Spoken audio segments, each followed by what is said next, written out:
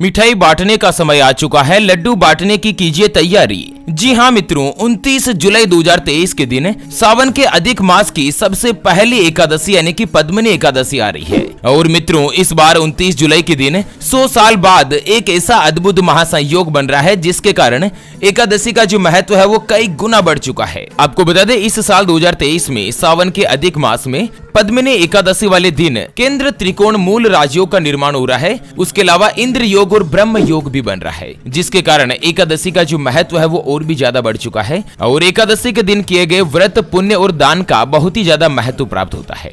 तो चलिए जान लेते हैं आखिर पद्मिनी एकादशी कब है, पूजा का शुभ मुहूर्त क्या है, पूजा की विधि क्या है, पद्मिनी एकादशी के दिन कौन से ऐसे 3 काम है जिनको करके आप अपनी बंद किस्मत को, अपने सोए हुए भाग्य को जागृत कर सकते हैं, माता लक्ष्मी जी का विशेष रूप से आशीर्वाद पा सकते हैं। और साथ ही 4 राशियां ऐसी है जिनकी किस्मत पद्मिनी एकादशी के तुरंत बाद से ही चमकने जा रही है, उनका भाग्य उदय होने जा रहा है। तो एक एक करते हुए सभी महत्वपूर्ण काम की जानकारी अपन इस वीडियो में जानने वाले हैं। ऐसे में वीडियो को पूरा लास्ट तक जरूर देखिए। और हाँ, वीडियो को लाइक जरूर करें और कमेंट बॉक्स में हर हर महादेव लिखते हुए वीडियो को अपने मित्रों के साथ फेसबुक पर जरूर शेयर कर दीजिए, ताकि काम की जानकारी का जो अपडेट है ना वो सभी लोगों को मिल सके। मित्रों, मल मास यानी कि अधिक मास के शुक्ल पक्ष की जो एकादशी होती है उसे पद्मिनी एकादशी कहा जाता है। वैसे तो पद्मिनी एकादशी हर 3 साल में एक बार आती है, लेकिन इस बार पद्मिनी एकादशी वाले दिन ब्रह्म योग, इंद्र योग और केंद्र त्रिकोण राजयोग का निर्माण हो रहा है, जिसके कारण पद्मिनी एकादशी का बहुत ही ज्यादा महत्व बढ़ चुका है।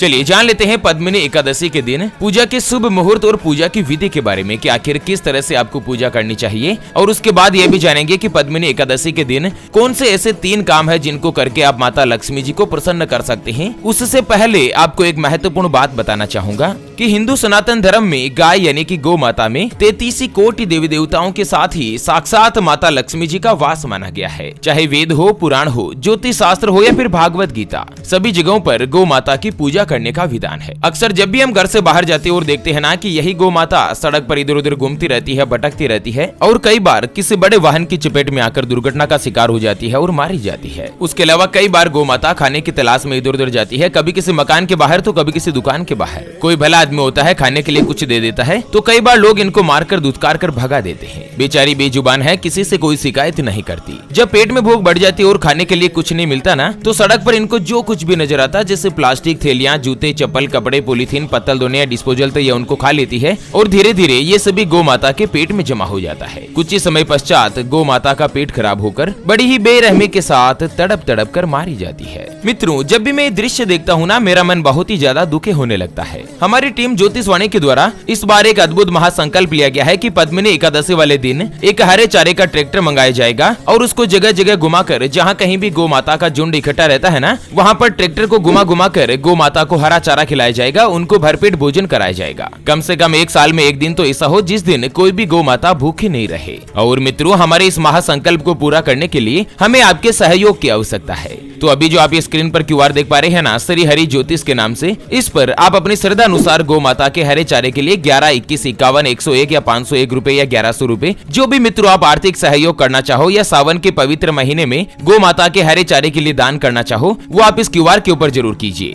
सच्चे हृदय और पवित्र मन के साथ किया गया दान किसी भी गौ माता को 1 दिन, 2 दिन, 5 दिन या 15 दिन का भरपेट भोजन दिला सकता है। और बदले में जो आपको साक्षात माता लक्ष्मी जी और धन के देवता भगवान कुबेर देव का जो आशीर्वाद मिलेगा ना, वो आपको इसी साल, इसी जीवन में कई हजार गुना लौट कर आएगा। और यही कटु सत्य है। चलिए जान लेते हैं पद्मिनी एकादशी के दिन पूजा की विधि के बारे में कि आखिर भगवान श्री हरि विष्णु जी की किस तरह से पूजा करनी चाहिए। दोस्तों, धर्म शास्त्रों में बताया गया है कि एकादशी भगवान विष्णु जी को समर्पित मानी गई है, अतः इस एकादशी वाले दिन विष्णु जी की ही आराधना की जाती है। ऐसे में आपको 29 जुलाई के दिन यानी कि एकादशी वाले दिन सुबह सुबह जल्दी उठकर ब्रह्म मुहूर्त में दैनिक कार्यों से निवृत्त होकर स्नान आदि कर लीजिए और उसके बाद आप चाहे तो ब्रह्म मुहूर्त में ही पूजा कर सकते हैं। पूजा स्थान अथवा किसी विष्णु भगवान के मंदिर में जाकर करनी चाहिए, आप अपने घर पर ही पूजा कर सकते हैं। और दोस्तों, एकादशी वाले दिन माता लक्ष्मी जी सहित श्री हरि विष्णु जी की पूजा की जाती है। पूजा में उनको धूप, दीप, पुष्प, माला, पीला चंदन, रोली, मोली, अक्षत और प्रसाद आदि अर्पित करना चाहिए।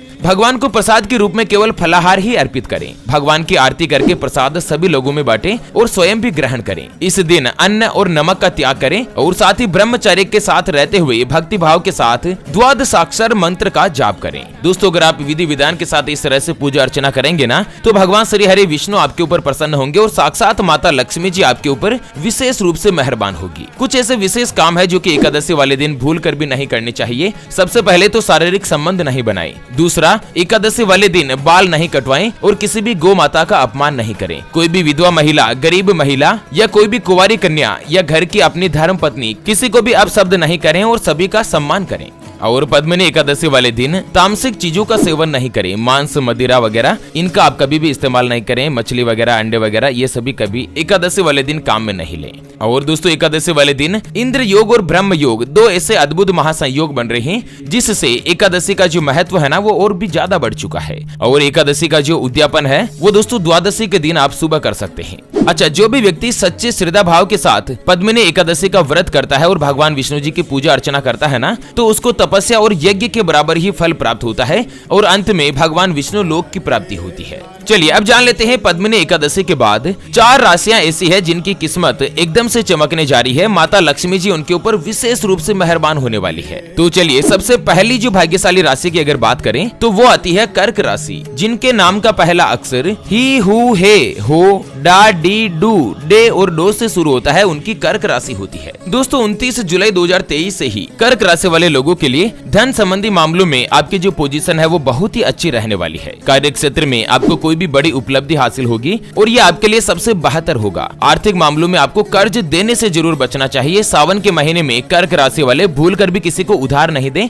नहीं तो परेशानी हो सकती है। बाकी आपको रुका हुआ धन वापस मिलेगा और आप इस साल 2023 में किसी भी अच्छी, बड़ी या अचल संपत्ति की प्राप्ति भी कर सकते हैं। चलिए जान लेते हैं दूसरी जो भाग्यशाली राशि बन रही है उसके बारे में। उससे पहले आपको एक महत्वपूर्ण बात बताना चाहूंगा कि जिंदगी में आप कई ऐसे लोगों से मिले होंगे जो बहुत ही ज्यादा मेहनत करते हैं, तो वहीं आप कुछ ऐसे लोगों से भी मिले होंगे जो बहुत कम मेहनत करने के बावजूद भी बहुत ही आगे तक पहुंच जाते हैं। तो वहीं जिंदगी में आप कुछ ऐसे लोगों से भी मिले होंगे जो पूरी उम्र भर मेहनत करते ही रहते हैं लेकिन आखिर वो हासिल नहीं कर पाते जिनके वो हकदार होते हैं, यानी कि जीवन उनका गरीबी में ही निकल जाता। मित्रों ये ग्रहों का खेल नहीं तो और क्या है। और इसी के समाधान के लिए हमारे गुरुजी आप तक लेकर आए हैं आपके अपने जीवन के बारे में व्यक्तिगत यानी कि पर्सनलाइज्ड कुंडली, जिससे आप घर बैठे यह पता लगा सकेंगे कि आपके नवग्रह आपके बारे में क्या कहना चाहते हैं। क्या आपकी कुंडली यानी कि किस्मत में कोई दोष तो नहीं, कोई ग्रह आपके लिए कमजोर तो नहीं, उसको मजबूत करने का उपाय क्या है, आपका भाग्य उदय कब होगा, जीवन में अच्छे दिन कब आएंगे, नौकरी या व्यापार किसमें आपको ज्यादा तरक्की मिलेगी, कौन सा व्यापार आपके लिए सबसे अच्छा और शुभ फलित रहेगा,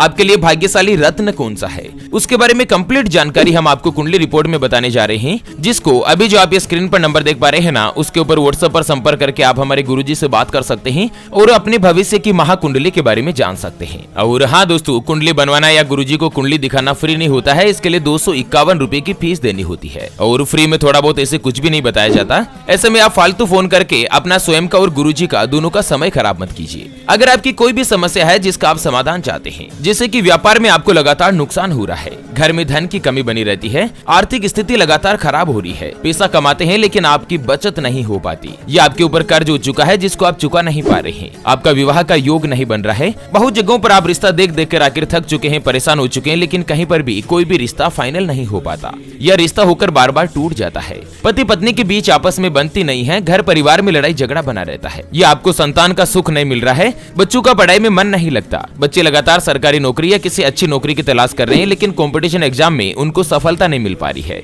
अगर कुछ भी समस्या है तो स्क्रीन पर दिए गए नंबर पर व्हाट्सएप पर संपर्क करके आप हमारे गुरुजी से बात कर सकते हैं और मात्र 251 रुपए की छोटी सी नाममात्र की फीस में आप अपने संपूर्ण जीवन की महाजन्म कुंडली के बारे में जान सकते हैं। चलिए पद्मिनी एकादशी के बाद दूसरी जो भाग्यशाली राशि रहने जा रही है ना वो आती है मेष राशि, जिनके नाम का पहला अक्षर ला, ली, लू, ले, लो, ए, चू, चे और चो से शुरू होता है। उनकी मेष राशि होती है। दोस्तों मेष राशि वाले लोगों के लिए 29 जुलाई से ही यानी कि पद्मिनी एकादशी से ही समय बहुत ही ज्यादा आनंददायक रहने वाला है। आपका मान सम्मान बढ़ेगा। अच्छा, जो व्यक्ति बैंकिंग क्षेत्र में या किसी भी प्रोफेशनल सेक्टर में काम करते हैं, जॉब वगैरह करते हैं, उनकी पदोन्नति हो सकती है, प्रमोशन मिल सकता है। कार्य क्षेत्र में आपको आपके जो वरिष्ठ अधिकारी है वो आपका सहयोग करेंगे और आप छोटी छोटी बचत योजनाओं में भी अच्छा पैसा लगाएंगे। खान पान पर आपको पूरा ध्यान देना है। आपके घर पर किसी भी नए मेहमान का आगमन हो सकता है, यानी कि कुंवारे हैं उन लोगों का विवाह का योग बन सकता है और जो शादीशुदा है ना उनके घर पर कोई भी नन्ना मुन्ना चिन्नू आ सकता है। परिवार में किसी सदस्य के सेवानिवृत्त होने के कारण